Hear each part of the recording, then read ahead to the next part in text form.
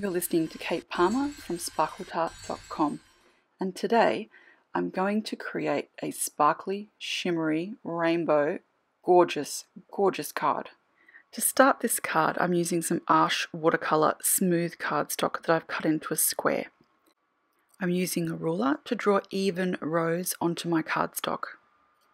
Now, the number of rows that you need to measure will depend on how many colours that you would like to use. You'll need one row per colour. Alright, so I've got Rudolph's Red Nose, Hottie Patati Hot Pink, Marigold Yellow Orange, Wake Me Up Before You Go Gold, Edelweiss Moss Green, Delphinium Turquoise, and French Lilac Violet. You've got two options for creating your card. You can create something grungy and funky like I'm doing, or you can create something a little bit more crisp and refined. You'll find that with the watercolour cardstock, it doesn't matter how carefully you mask off your areas, you will get a little bit of colour bleeding underneath the mask. Now, either of those two looks will be gorgeous. The colours and the Lindy's Stamp Gang sprays will be completely stunning, and you'll have a fantastic card. So if you would like a grungier, messier, funkier version, do exactly as I do. If you'd like something a little bit more crisp and refined, cut the strips of paper apart and spray them individually, let them dry, and then reassemble this. The process for creating each layer is basically the same. You need to mask off the area that you would like to remain uncoloured, and either use a paintbrush to apply the colour, or you can spritz it on. I started with just masking the one area. Now that I'm moving on to my second colour, I'll need to protect the area I've already coloured and the additional areas that need to stay blank. If you would like crisp edges and distinct colours, then what you will need to do is actually cut your cardstock into strips. I'd number them, and then spray each strip individually. Then once it's dry, reassemble it using a piece of double-sided adhesive tape so that you can stick the whole thing back together.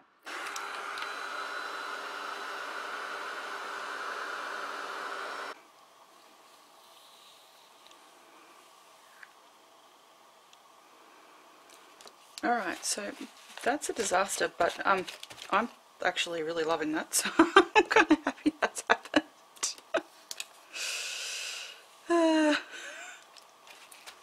I really just love the way that that has spread across those other two colours and given it some pattern and some texture. That wouldn't have been what I was aiming for when I started this, but I really like it. While you are creating your background, expect some awesome moments of serendipity. Colours that you didn't expect, patterns that you didn't expect. Just enjoy it all, wait and see where it leads. And if you really don't like something at the end, you can always strategically add a black ink spot over that spot. Now, while I have fast forward and cut a few things out here, just so you don't get bored, I am following the same process. So I'm shaking my bottle of Lindy's so I get an even distribution of that yummy shimmer, dipping in the paintbrush, painting on the colour, drying it a little bit with the heat gun, then taking off the masks, drying it further until it's completely dry, then applying the mask again and completing the next colour and continuing that same process. So it's mask, paint, dry a little, remove the mask, dry completely, remask, paint, and continue until you're finished. I can't wait to show you what this looks like. Oh, yum-o!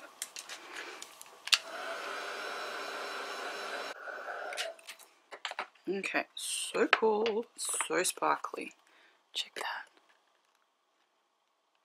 So pretty. Now I love the fact that all the drips have sort of gone in the same direction, sort of down this way. So that's fantastic. Now this doesn't have as many drippy bits, so I'm going to make that where I put my embellishment when I'm finished, so that it accentuates all that wonderful pattern. Just have a little clean up here for a moment. Now at this point you might think I've lost my marbles, and maybe I have. To scruff it up even further, I'm going to add some Liquitex Carbon Black ink.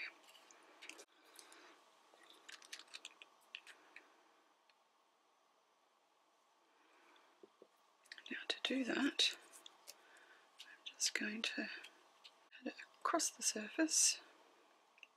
Now I've got to try and figure out how to add little tiny blippy blobs, and what I have to do, put a little tiny paintbrush in there.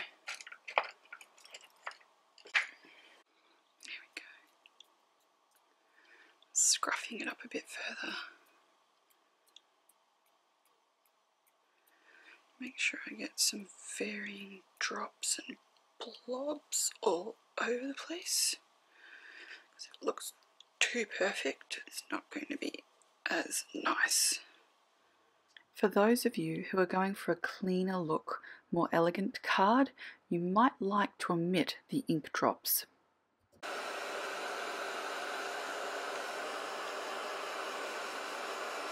Now the black across the surface of that colour, for me, just makes the colour pop more. And I wanted to tie this in somehow with the black card I'm going to use to frame it, so this was my option for that. Now at this point, after so much colour and so much heating, the watercolour card's a little bit crispy, but that's okay. Isn't that pretty? Loving that. Now, I knew I was going to do this from the beginning. I have these awesome little pieces of tape from Express It, and it's called Glitter Deco Tape. And what I'm going to do is, starting from the bottom, line up the glitter tape with the original lines that you drew on the cardstock. Now I'm kind of matching my colours as much as I can. So if I've sprayed blue, I'm using blue tape, green tape, yellow tape, and so on. They're not perfect, but it still looks pretty gorgeous. Now, once you've lined up all the tape, and do take your time with this, you need to get it sort of right, flip the card over and just trim off the edges with a pair of sharp scissors. And that's really as difficult as that layer gets. And look at that, isn't it gorgeous? Mega sparkle. It's got starbursts and glitter. Let me just talk around the cattail here. I have Lindy's Obviously Black embossing powder. Now this is the black without any sparkle or mica, but I would like this to match with the Liquitex ink, which is a flat black. So that's what I'm using today, Lindy's Obviously Black. Okay, now that I've got my desk back, I've just got the Versamart pad, and I'm going to ink up this little wooden embellishment. This is Circle Today from Flutterby Designs. It's so cute. Nice and wet with Versamart.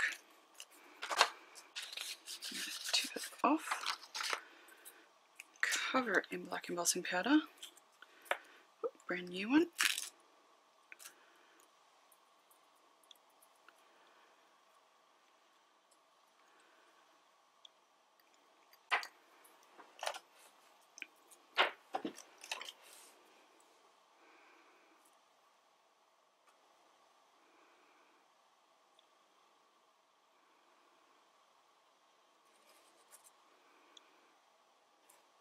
Now I'm leaving a bit more embossing powder on here than I might normally, just because I'd like it to be well covered. Oh look, a cat fur. I can't think how that got there. You may need a couple of layers of embossing powder to completely cover the wooden embellishment. This is gorgeous. I am just going to finish the edges with some black paint so that it's completely covered. To finish the card, I've just adhered my embossed wooden design onto the card front, and that's all that's really needed. So it's mounted on matte black cardstock. It's got that gorgeous super glossy embellishment, the glitter tape, the Lindy's Stamp Gang sprays, and that little bit of patterning from where the colours have bled into each other. I don't know about you, but literally, and you could hear it during the filming, this card made me give a little squeal. It was so pretty and so sparkly. It was just really eye-catching. I love rainbow cards, and this one's probably my current favourite, just because of that mixing of the colours and how beautiful it looks. There's a sparkle from every angle on this one, and I think it's going to be a perfect birthday card for one of my sparkly little relatives. So I hope you've enjoyed this one. I really have. And it was really simple to do, but gives a really pretty and eye-catching result. So I hope you'll give it a try for yourself. Alright, back with more soon. Bye!